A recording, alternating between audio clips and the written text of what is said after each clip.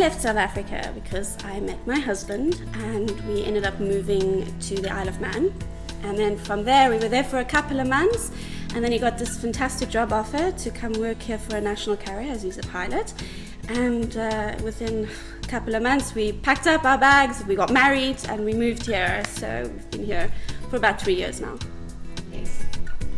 We live because my husband got a job here, so just a big step for us to move into other country, to move into other religion, and to meet amazing people here in Doha. So I was pregnant. I was planning everything around the baby. I wasn't care too much where we will live. The important thing that was for me to live together and to become a family and to have everything nice like in the movies. It had got to the point where the building trade and such in the UK, was starting to stagnate, and we started actively looking abroad more and more. The teaching jobs in the UK, I've always been very happy in my work, but things in British schools are changing, and I wasn't very happy about that. And it was just time to go, and everything came together, and we ended up where we are now. So I think the one thing that I've lost, and the one thing I think I realized mostly after the birth of my first child, was the physical support of my family. I mean, they're always there, you can phone them and so on, so there's always emotional support, but actually having a mom or dad close by, I really do miss that, especially when you're sick and you have someone to look after your child. That's not an option. Because I'm very close to my mom, and just having her come over for a glass of wine or a cup of tea or that kind of thing. And I also think it's quite sad because they're missing out on their grandchildren, growing up. So the physical support, having them close by, that to me was my biggest loss, and I still miss it. I've lost my fear to speak in English because it's a big fun to find out new words and just to grab something and put it into nice package and say it to other people. And even it's no sense, it doesn't matter because it's a big fun, and there are always some nice people. They will tell me that I made a mistake, and that's what I appreciate the most, because sometimes they are too scared to say me that, oh, your English is not good, you have to be better. And I would not be not be angry. I would feel really good that there is someone so honest to me after a couple of minutes that he will say, oh, that's horrible, like you are joking. So yeah, I've lost that fear to talk, and I think that's a good thing.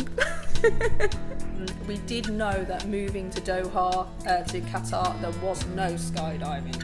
So for those first 3 months, I really did miss the skydiving, and skydiving is a lifestyle as well. It's all the friends that go with it. I was always surrounded by people, and I could turn up at any skydiving club in the world, and I'd know people. And then I was stuck on a compound. I couldn't drive. I didn't know anybody, and of course all those feelings of what have I done?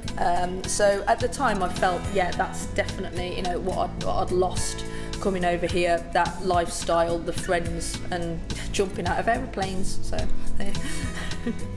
Well, I think I've learned that family definitely comes in different shapes and sizes. It's not necessarily just blood that defines you as family. I have two very, very good friends that live in my compound, and we all have children of similar ages, and so it's been very nice to have them around for support and so on.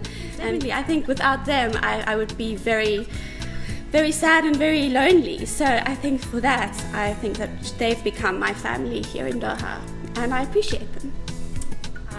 I didn't lose myself just doing the mistakes. Maybe I found out myself in the best way, that I learned a lot by making mistakes. That's a bigger step for me, just personally for me. Now I can talk with them. We have a lot of same topics, and again, it's fun. It's fun, and I'm enjoying every moment and every new experience and every new person in my life. It's amazing. I love it. Simply love it. When I was skydiving, I was so focused and I cut everything off. Family, you know, and everything was about just getting as far as I could get with it. So now, I mean, I spend a lot more time with my husband. We're a lot happier. I speak to my family a lot more, despite them being over in the UK. And the world, as I say, it's a big place. We now, instead of sitting in a field looking at the sky, clouds, often wind, you know, bad weather at all these competitions and events we went to all over the world, we're now exploring the world. You know, walking, diving, scuba diving, not skydiving, that is, and just seeing a lot more. And it's not just all about the skydiving. And moving to Doha, as we still say, it's actually the best thing that we've